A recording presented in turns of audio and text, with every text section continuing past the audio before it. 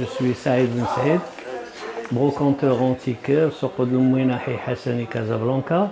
من ملي كنت صغير وانا ما كنخلي حتى الجوطيه لا في المغرب لا في برا، فين ما مشيت كنقلب غير على الجوطيات. مبلي tout ce qui est ancien, c'est ma passion. Moi j'étais dans une compagnie d'assurance. Et avant j'étais dans une compagnie de pêche maritime à Tantan في الصحراء. J'étais directeur des ressources humaines dans plusieurs sociétés. J'ai pris ma retraite il n'y a pas longtemps, pas longtemps façon de parler, il y a 10 ans. Et donc j'ai arrêté brusquement, donc je suis passé des ressources humaines à la brocante parce que c'était ma passion. Je me suis dit, à la retraite, qu'est-ce que je vais faire? Donc j'ai complètement changé d'activité. C'est ce que j'ai toujours voulu faire. J'ai toujours voulu faire de la brocante, me consacrer aux œuvres d'art, me consacrer à tout ce qui est mobilier. C'est pas une retraite, pour moi c'était un nouveau départ dans la vie.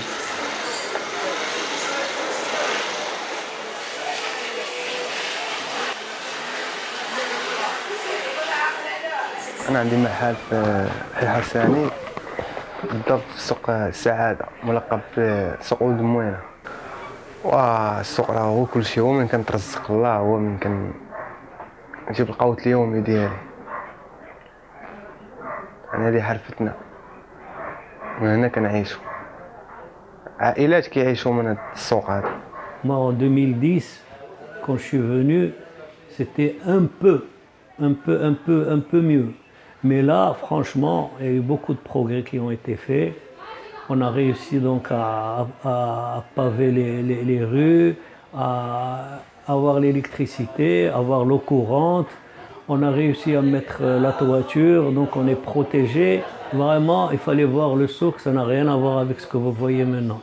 C'était des baraques vraiment délabrées. Les gens ne pouvaient même pas venir au souk quand il pleuvait, parce qu'il y a de la boue, des flaques d'eau. تماما. الوالد سيدي كان هاد السوق في الاول نقدر نقول لك في 84 فين تاسس هاد السوق هذا.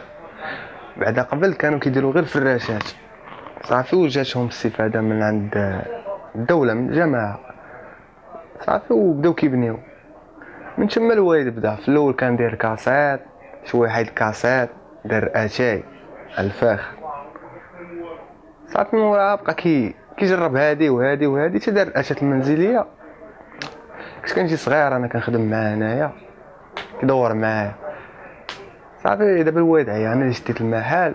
في الاول كنت كندير الاشات المنزليه بحال خوتي، اليوات، ماكينه الصابون، الثلاجه، داكشي اللي كيتعلق بالدار. ودابا التحقت لهادشي ديال الانتيكيتي. Et au départ, il y avait ici que 3 ou 4 antiquaires ou brocanteurs. Le reste, ce n'était pas des brocanteurs ni des antiquaires, il y avait un peu de tout. Il y avait des cyclistes, il y avait des menuisiers, il y avait de tout. Hein. Et petit à petit, donc, on a commencé à se spécialiser.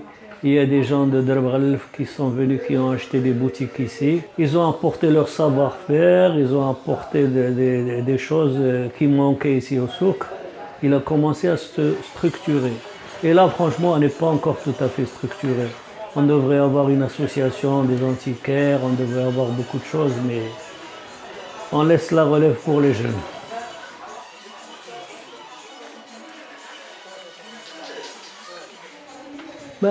Moi, personnellement, j'ai des très bonnes relations avec les gens, parce que je me suis un peu éloigné d'un certain milieu. Ici, je vous dis franchement, les gens ici, c'est des groupes.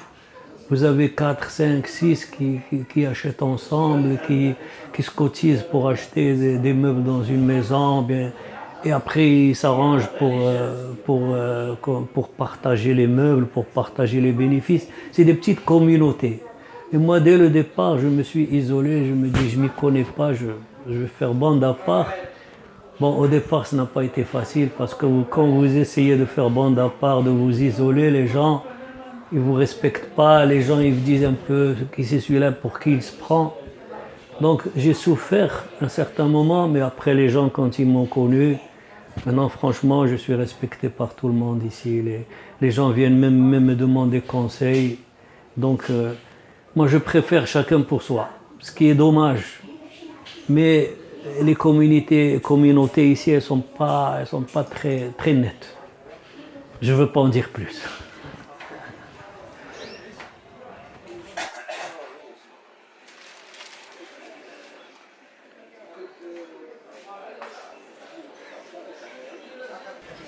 المهنه تقريبا ماشي تعلمتها ولا يعني بحال تقدر تقول شكل موهبه يعني من الصغر. كان عندي حنين مع العود يعني انا اصلا كبرت مع العود وعندي العائله ديالي شي تقريبا كامله في الدومين ديال لي فيرني وديال التلميع وديال الصيانه وديال الاصلاحات وداك الشيء يعني موهبه. واصلا قريت عندي قريت في لي زارت تراديسيونيل ديال الصناعه التقليديه خدينا فيها معلومات. ولكن التخصص ديالي هو هادشي ديال الفيرني ديال التحف بحال هكا دي بياس ديال لي زارديكو ديال لي بيفي ديال بزاف ديال الحوايج كيكونوا قدام ديال العود. يعني ماشي اي واحد غيخدمهم، خص تكون تخصص، تكون تكنيسيان سبيسياليزي في داك الدومين باش انك كتعرف لا ماتيير ديال العود وباش تخدم ولي برودوي وبزاف ديال الحوايج. يعني كيكونوا بعض التحف اللي هما قدام يعني ضروري كتلقى فيهم بعض العيوب بحال هكا خصهم اصلاحات. او عاوتاني كاين شي بياس اللي تيخصك من تصلحو تخليه في هذيك لو شارم ديالو ما تبدلش ليه حتى شي حاجه، يعني يبان كانه باقي ما مخدوم ما مصلوح ما والو باش كتبقى فيه ديك الشوفه. وكاين بعض البياسات اللي كيكونوا زوينين وقدام ولكن كيكون فيهم واحد العيب اللي ما غاديش تقدر تصلحو وتعاود تبيعو للناس، يعني كيكونوا صافي مشاو. هاد القضيه كتكون لا بلوبار في العود ديال شي حوايج ديال العود. اما ديال النحاس ولا هذا داكشي كامل كيكون باقي مزيان وحتى لا صلحتيه ولا شي حاجه ما كيبانش فيه الاصلاح. اما العود كاين بحال دابا لي غاديو دوك القدام بحال هذا الشكل هذا كيكون قليل باش انك تلقاه، ولكن ملي كتلقاه فيه عيوب بزاف. كتلقى فيه السوسه، كتلقى فيه داك البلاكاج ديالو الاول ما غاديش تلقاه باش انك تعاود عليه، يعني حتى لا عاودتيه ما غاديش يطلع كما كان في الشوفه الاولى ديالو. كاين بعد مثلا شي تحف كيكونوا مصاوبين بواحد البرودوي قديم، يعني حتى دوك لي برودوي قلالو باش غادي تعاود مثلا ديك البياسه اللي قديمه ما غاديش يمكن لك انت تشونجي البرودوي تخدم، يعني غادي ما غاديش تبقى في هذيك لو شارم ديالها. يعني باش تقلب على دوك لي برودوي سي تري ديفيسيل، قليل اللي كيجيبهم ما بقاوش.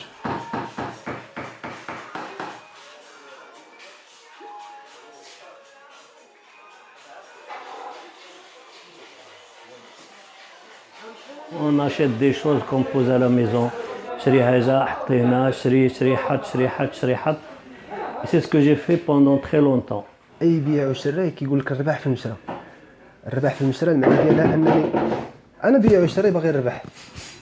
يعني هاد البياسه هادي انا عارف القيمه ديالها مثلا 300 درهم، واحد السيد جباليه ما عارفش القيمه ديالها كيقول لي مثلا 50 درهم ولا.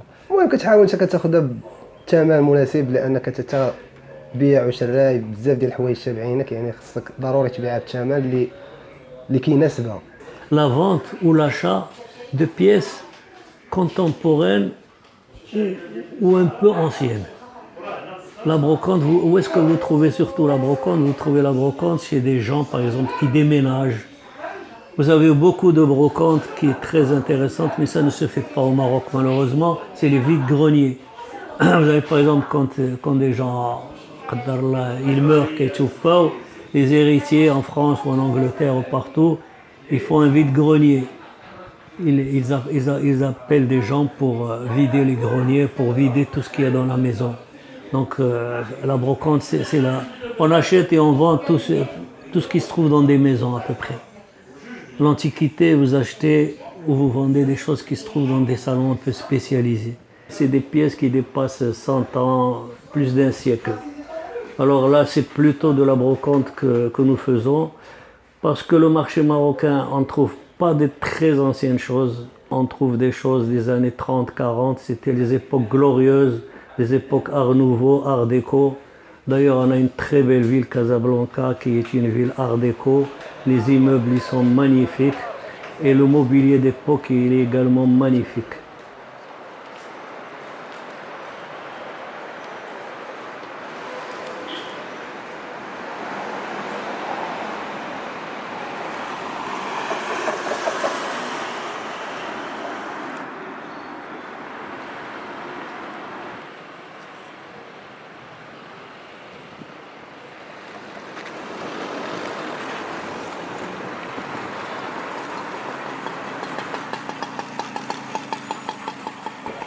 كتكون يعني فنان عاشق لهم، كتكون اي بلاصه غادي فيها الا وعينك على جميع التحف، سواء اللي معروضه للبيع ولا اللي فهمتي، اللي معروضه للبيع ولا اللي ما معروضاش، يعني كتكون انت عندك حب لذاك الميدان. وعليكم السلام ورحمه الله.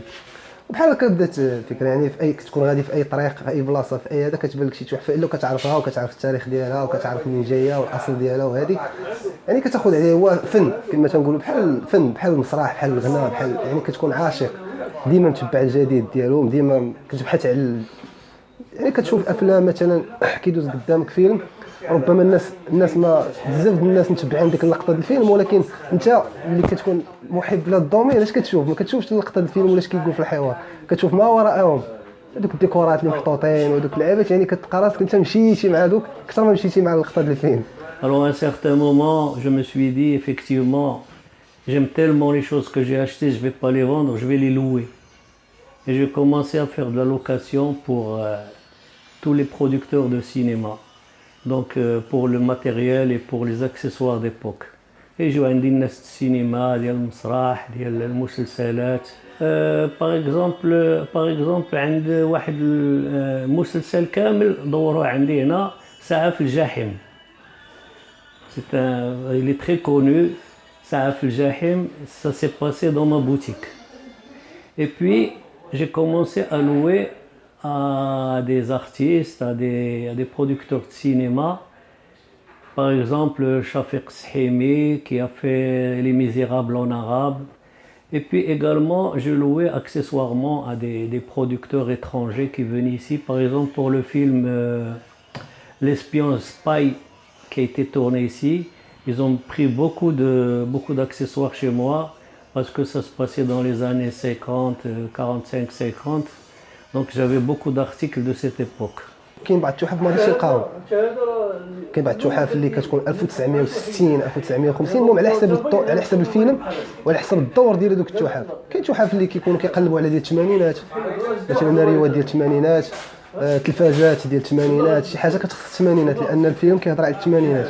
كاين كيجيو كاين اللي كيكريو اللي كيكون الثمن ديالهم غالي وبايض، يعني كاين اللي كيكريوهم مسائل قانونيه وبزاف ديال الحوايج، وكاين اللي كيشري كيكون مثلا هذاك المخرج غيخدم بها بزاف د المرات على حسابه، ولا هو اصلا عاشقها شخصيا كيشريها. J'ai loué à des gens qui ont fait des fois des soirées chez eux, même pas des cinémas.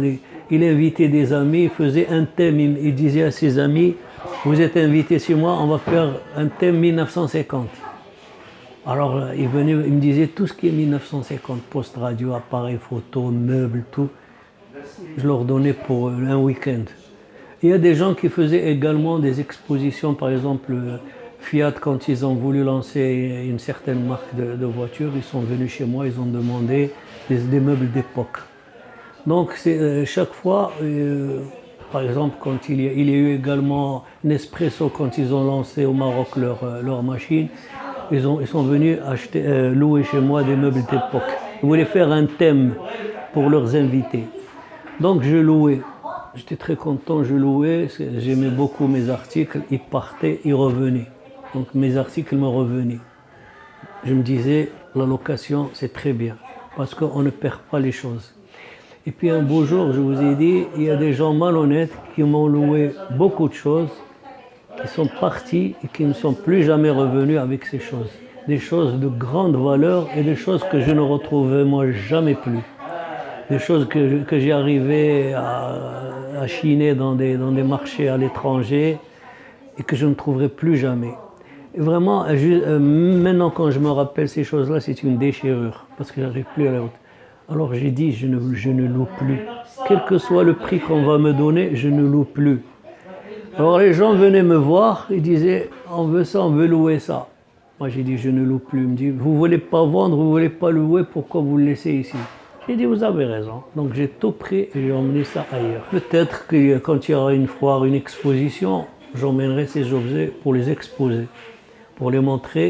Et je me dis que peut-être qu'un jour, on aura peut-être un mécène, quelqu'un de riche, d'une banque, ou je ne sais pas moi qui dirait, je vais faire un musée. Et moi je donnerai gratuitement ces objets au musée. Mais si quelqu'un a un musée, j'ai déjà donné des choses pour un musée à Marrakech des postes radio que j'ai donné à quelqu'un qui voulait mettre dans un musée. Je les ai donnés gratuitement. Je me dis, si c'est dans un musée, ça part.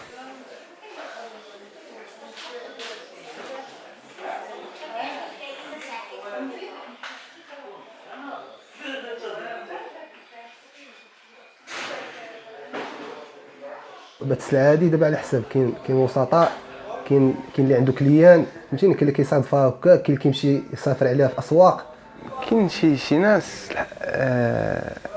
الحرفه ديالهم هي هادي، كيمشي يدبر على بياس، كيجي انت عندك المحل كيبيعها لك بواحد الثمن، كيكون شراها مثلا 100 درهم، كتعطيه واحد الربح ديال 100 ولا 150 درهم وكتاخذها.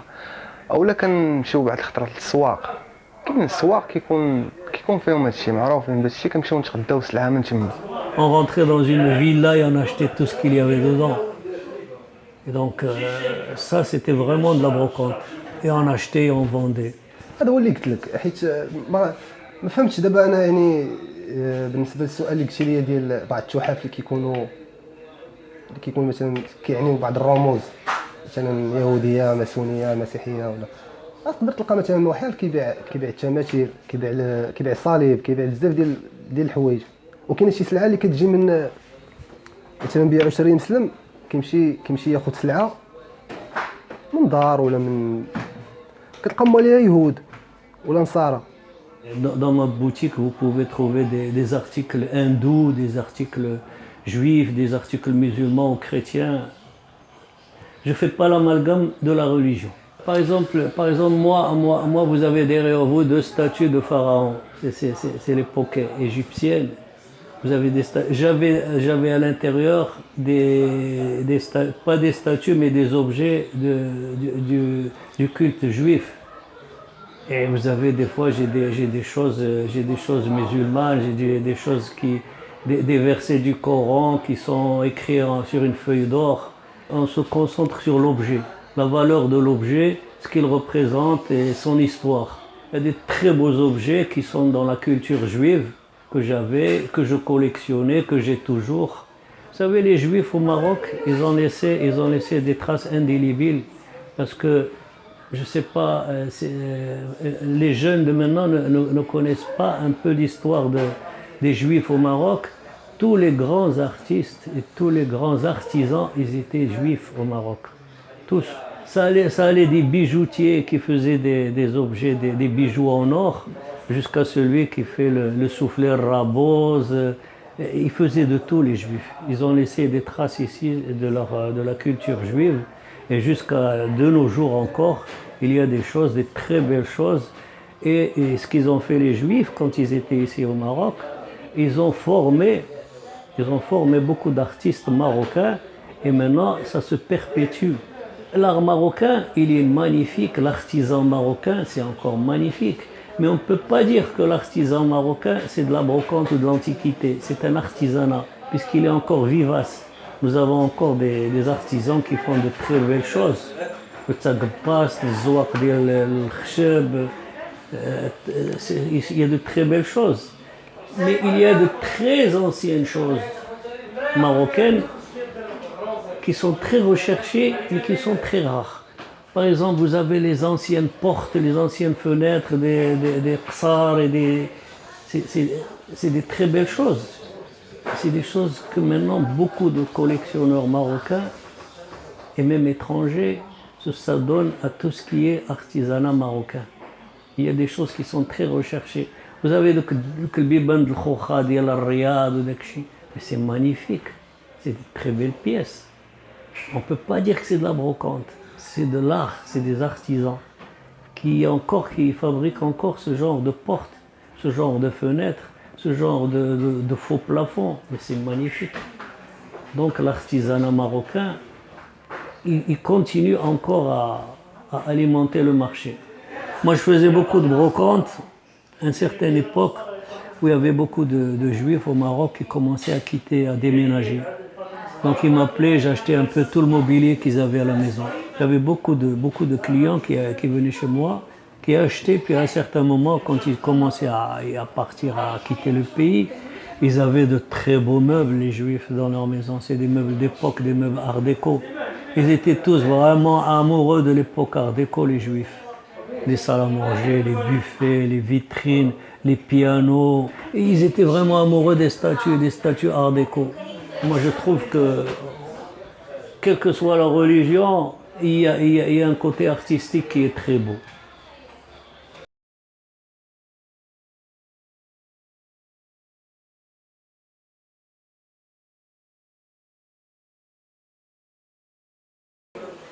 Vous savez, les gens ici, quand ils viennent, ils vous prennent un vase qui coûte cher.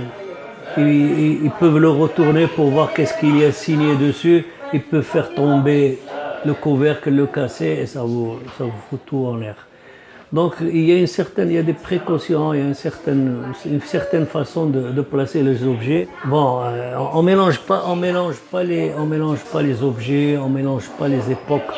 On essaie d'être cohérent dans chaque rayon, dans chaque partie du magasin, de mettre des choses cohérentes. Une partie c'est l'art arabe, une partie c'est ce qui est anglais, une partie on va pas mettre la porcelaine de Chine avec la porcelaine française du Limoges. Et autre chose que je fais personnellement, c'est que de temps en temps je change l'agencement pour montrer qu'il y a du mouvement, même si parfois il n'y a pas de mouvement. Pour que le visiteur, quand il vient, il trouve un autre agencement.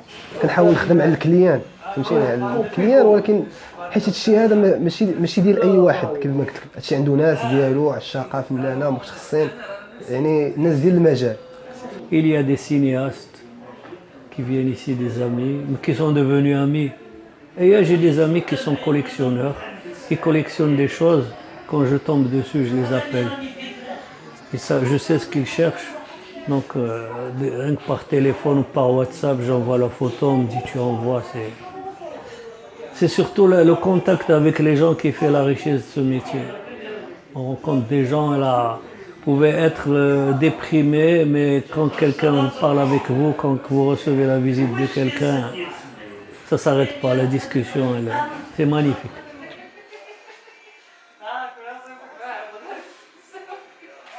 Quand même, il n'y a pas longtemps, on faisait 2 expositions par an. Les salons de la brocante. On en faisait tous les 6 mois. On en a fait 2 au stade d'honneur, à la salle couverte de la piscine. On en a fait également au complexe de basketball du CMC. On en a fait dans d'autres, à la cathédrale qui est maintenant en rénovation. On en a fait 2 ou 3 là-bas, je pense. Et donc à chaque fois, on avait donc les gens de 2e, les gens de la première chaîne, les journaux qui venaient filmer, qui venaient faire des articles sur notre activité. Il y a par exemple le magazine Tel Quel qui a fait un très beau reportage sur tout le souk. Il y a eu également un passage du Time. Le journal Le Time, ils sont venus, ils ont fait un article sur le souk. Plutôt, ils ont passé un bon bout de temps ici avec moi. Ils étaient très intéressés, ils ont beaucoup aimé. Ils ont fait un article, franchement, qui a apporté un plus. Parce qu'à un certain moment, j'avais des Anglais qui venaient ici, qui demandaient mon magasin. Ils ont dit, on a lu un article sur vous, sur le Time, donc les gens venaient. هذا سوق يعني ملي كنقولوا سوق راه يقدر يجي ليه اي واحد اي انواع البشريه كتجي ليه كيجيو ليه اليهود يجيو ليه النصارى يجيو ليه المسلمين يجيو ليه يعني ما تقدرش تحكم لمن غتبيع يقدر يجي افريقي يقدر يجي اجنبي يقدر يجي مغربي يعني ما تقدرش تحكم انت كتحط بياسه ورزقها على الله كليان عندنا مختلف يعني السوق معروف كيجيو الناس من مدن اخرى كيجيو هنايا وكاين بياع وشرايه كيجيو من سواق اخرين كيجيو يتقداو عندنا هنايا. بالنسبه لهذا الدومين هذا يعني ناس قليل اللي غيفهموا فيه وحتى الكليان ديالو قليل شويه كتلقى مثلا بياسه ساويه ثمن وكتلقى الاصل ديالها كاع ماشي من المغرب وكتقدر تشريها من عند مول كروسه مول السيد اللي كيدور على الديور كيشري اي حاجه وكيبيع يقدر هو ما عارفش اللي باعها ما عارفش القيمه ديالها وهو اللي شراها ما عارفش القيمه ديالها كتقدر مثلا ديك البياسه كتشرى بثمن رخيص بزاف ولكن راه توصل لواحد الثمن خيال ملي كطيح عند الناس اللي كيعرفوا ليها والعشاقه ديالها توصل لواحد الثمن خيال. Il y a des gens qui viennent me voir quand je leur dis que ce meuble Je le vends par exemple à 20 000 dirhams. Ils me disent, mais ça va pas. On peut avoir le même meuble à 2000 ou 1500 dirhams dans tel endroit ou dans tel endroit. Et des fois, on reçoit même des insultes. Ils me disent, mais vous êtes fous, vous êtes tombés sur la tête.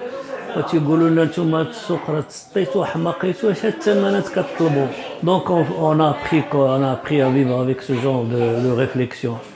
Et il arrive qu'une fois, vous vendez une seule pièce, et ça vous fait donc, ça vous rembourse tous les frais de 15-20 jours. Donc c'est un métier où il y a des contraintes. C'est un métier où tous les antiquaires vous le diront. Il faut beaucoup d'argent, beaucoup de patience et beaucoup d'espace. C'est les trois choses qu'on demande dans notre métier. Avoir de l'argent, beaucoup d'argent pour pouvoir acheter, beaucoup d'espace pour pouvoir stocker et beaucoup de patience. Parce que vous ne pouvez pas vendre tous les jours. C'est pas comme au supermarché, vous rentrez avec votre caddie. Non. Des fois, je vous dis, vous pouvez rester 15-20 jours sans rien vendre. دابا انا دابا شهرين ما بعت ليها هنا دابا غنعيش منها شهرين ما كنبيعش ليها هنا وقلتي غتبيع ليها بواحد لو بري كتبيع بقل داك الثمن هذا باش تلقى ما تخسر على راسك باش تقري ولدك في المدرسه ولا ولدك في المدرسه باش تسير منها وباش تعيش بها واعره صعيبه الا اللي عنده الامكانيات كيجيب سلعه من برا ولا شي هو اللي يقدر عنده مدخول اخر. الشيء اللي عنده مدخول اخر ما تخافش عليه، اما حنا لا. البروكونت هو هذا. هاد البياسات تقدر تبقى عندك مده حتى تيجي العشاق ديالها، تيجي داك السيد اللي هو انت تقريبا على قبلو شاريها، بحال تسمى بحال سخرتي ليه وصافي كتسنايش. Bien évidemment, on est obligé quand même parfois d'essayer de trouver une valeur. On se dit, c'est ça, le côté commercial de la brocante. On se dit, cet objet, si je l'achète à tant, à combien je vais le vendre. Donc on se fixe un prix. On se fixe un prix par rapport à quoi? Par rapport au marché. Moi, je sais qu'un vase, par exemple, de Saint-Louis, ça cherche entre 3, 4, 5 000 dirhams. Donc je n'irai pas acheter un vase de Saint-Louis à 10 000 ou 20 000 dirhams. J'ai déjà une valeur dans ma tête, j'ai déjà une fourchette de prix. Mais des fois, il y a des choses qui n'ont peut-être aucune valeur, mais on les achète parce qu'on a aimé ça. C'est le coup de foudre, c'est le coup de cœur. C'est le coup de cœur. الربح في هادشي فاش كيجي واحد الكليان كيشري من عندك ديك البياسه وكتربح معاه واحد شويه كيمشي فرحان، يعني ديك البياسه كيكون عاشقها. هادشي اللي كاين اخي.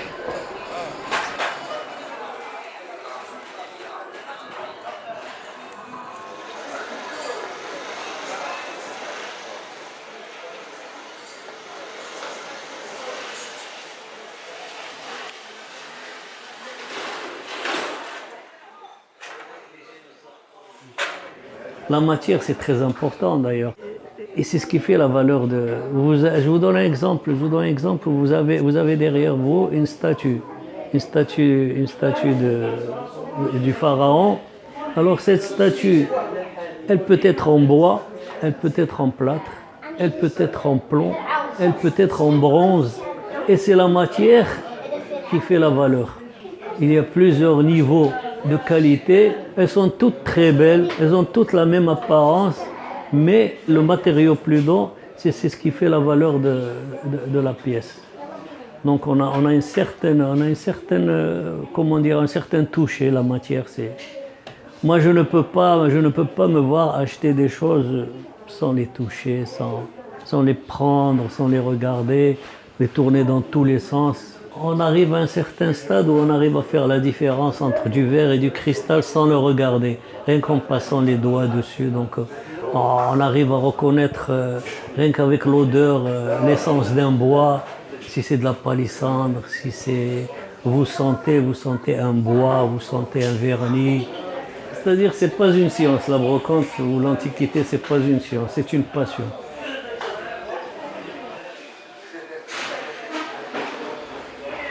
Il y a des choses que je ne fais pas et qui sont très belles également dans notre domaine, c'est la peinture. Là, je ne fais pas de peinture parce que c'est un domaine où on a besoin de beaucoup de connaissances, donc je préfère donc me consacrer aux choses plus simple. Moi, dernièrement, on m'a proposé des tableaux d'un peintre qui est très connu marocain, qui est très coté. On m'a proposé à un prix raisonnable. Malheureusement, le tableau, il faut qu'il soit accompagné d'un certificat d'authenticité. Sinon, il n'a aucune valeur. Moi, quand j'ai montré ces tableaux à des gens, je leur ai dit, voilà, j'ai tel tableau. On m'a dit, est-ce que c'est un faux ou bien c'est un authentique? Comment on va le savoir? Il faut un certificat. Donc, si vous n'avez pas le certificat, la chose, elle perd de sa valeur. Elle peut descendre de 100 000 dirhams, elle peut descendre à 3 000 ou 4 000 dirhams.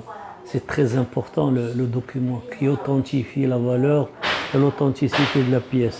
Dans la peinture, il y a trop de faux qui circulent. Beaucoup, beaucoup. Dans tout ce qui est cristal, je vous donne un exemple. Vous avez les verres de Saint-Louis. Verre de Saint-Louis, l'original, vous pouvez l'avoir à 5 000 dirhams. Le verre, le faux, il est à 300 dirhams. Des fois, vous les mettez en face, vous ne savez pas. Hein. Quelqu'un qui s'y connaît pas, il ne sait pas faire la différence entre le vrai et le faux. La copie est tellement bien faite. Donc, le document qui authentifie la pièce est très important, surtout dans notre domaine. Sinon, la pièce, vous dit, elle ne peut rien valoir. On peut acheter une pièce, on vous dit cette pièce, elle est signée par tel Émile Gallet, par exemple, alors que c'est un faux. Vous ne pouvez pas tout expertiser, il faut vraiment être un expert. Et même les experts, il y a des experts dans chaque catégorie. Donc moi, personnellement, des fois, on achète parce que c'est beau. Et des fois, vous achetez, vous dites ça, c'est du Val Saint-Lambert, c'est connu. Et puis un beau jour, quelqu'un vient et vous dit ça, c'est une copie chinoise, tu t'es fait avoir. Tant pis.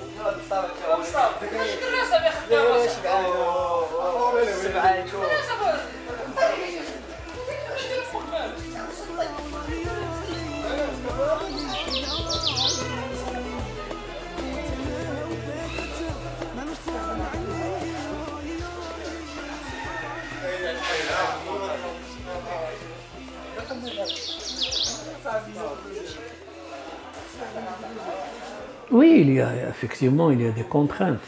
Il y a des contraintes physiques. Par exemple, là, vous voyez, on est dans un marché aux puces. Vous voyez les rues, comment elles sont. C'est 50 cm des fois. Quand vous voulez acheter des meubles, vous voulez acheter des choses, vous ne pouvez pas passer, vous pouvez pas... On a eu quelque chose qui est vraiment été une catastrophe. On a eu le feu. La moitié du marché a pris feu. Les pompiers ne pouvaient pas rentrer parce que les rues sont étroites, parce que les gens sont mal organisés, parce que les gens mettent des objets dans les chemins de passage, des choses en mousse, en ponge, du bois, et tout ça, ça a pris feu. Ceux qui travaillent dans certaines boutiques, ils dorment ici la nuit, ils allument le feu, ils préparent la cuisine, ils peuvent oublier sa bouteille de gaz ouverte et puis après ça explose. Et vous avez des tas de choses qui disparaissent, des très belles choses. Il y a des magasins qui ont perdu des fortunes. Un seul magasin, j'en connais, il a perdu 800 000 dirhams dans le feu. Et beaucoup de gens ont perdu leurs boutiques. Il y a des boutiques qui ont été démolies par le feu.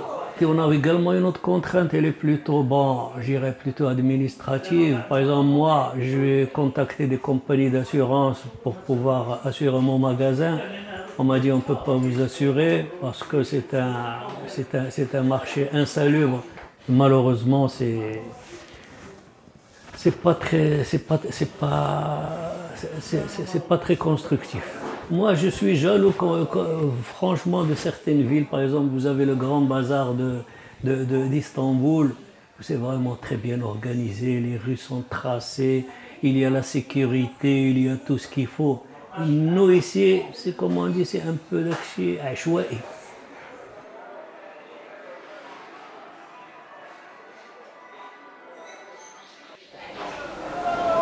خيبة خيبة بزاف، خيبة بزاف بزاف، تعذبنا فيها بزاف، ما كندخلو التريال فيها راه ماشي. وعندك المدرسة وعندك الماكلة والمعيشة وعندك الكرا وعندك بزاف د الحوايج راه ماشي.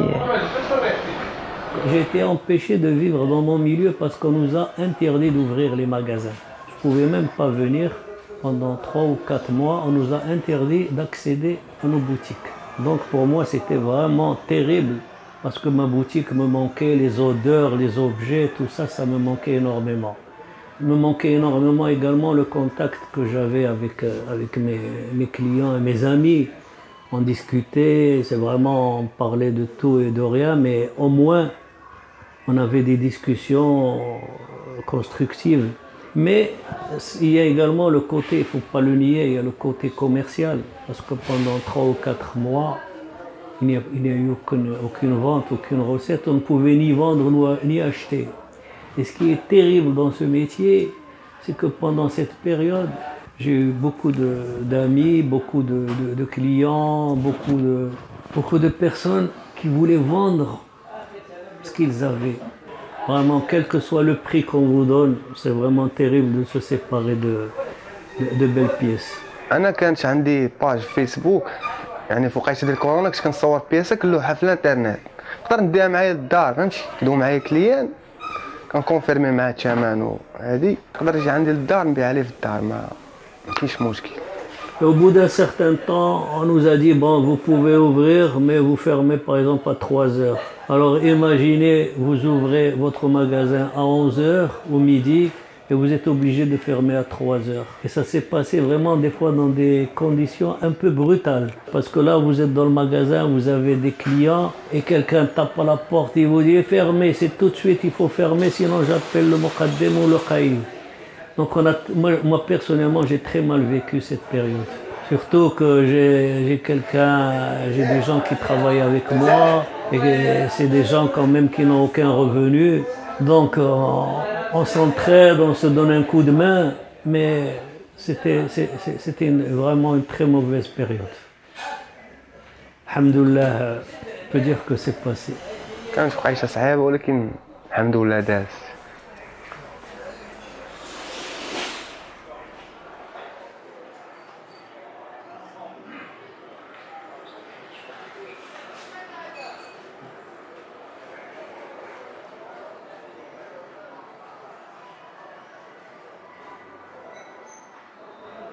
Je trouve que ce métier est très mal structuré au Maroc.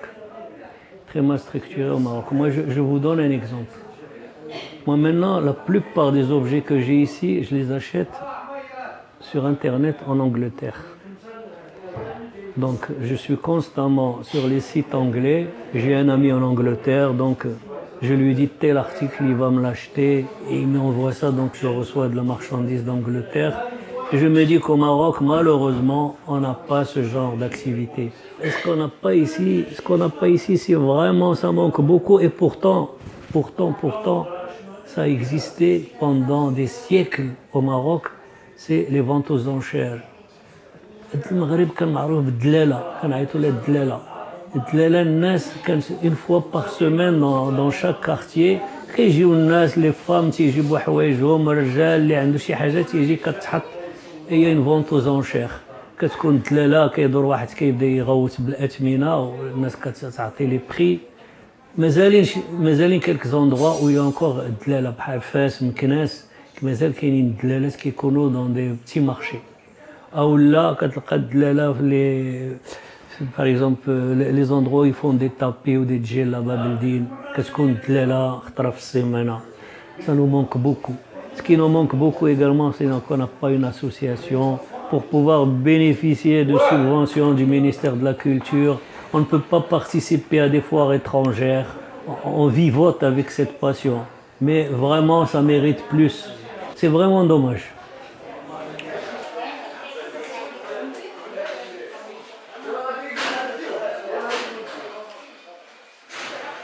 Ma maison, c'est un petit musée d'antiquité.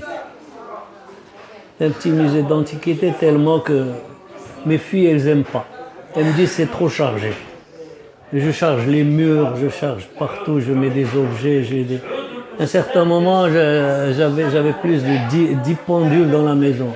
Et quand ça sonnait, c'était comme une église. Mais j'ai plus de place dans les murs. J'aimerais bien accrocher encore des articles. Je leur dis aux filles, moi, laissez-moi faire ma passion. Quand je partirai, enlever tout ça. Débrouillez-vous. Mais je vis ma passion.